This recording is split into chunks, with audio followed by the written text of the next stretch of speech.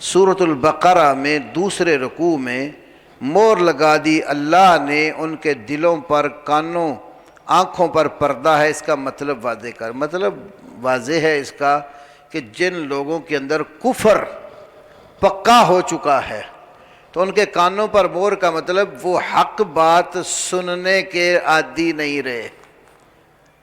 اور اسی طرح وہ حق بات دیکھنے کے بھی عادی نہیں ہیں،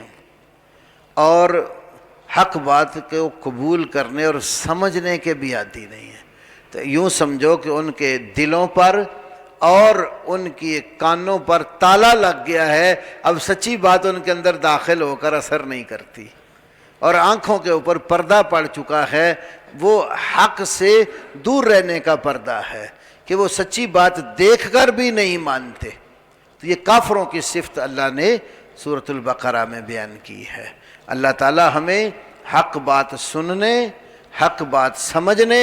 اور حق بات کو دیکھ کر اپنانے کی توفیق عطا فرمائے۔ وآخر دعوانا ان الحمد للہ رب العالمین۔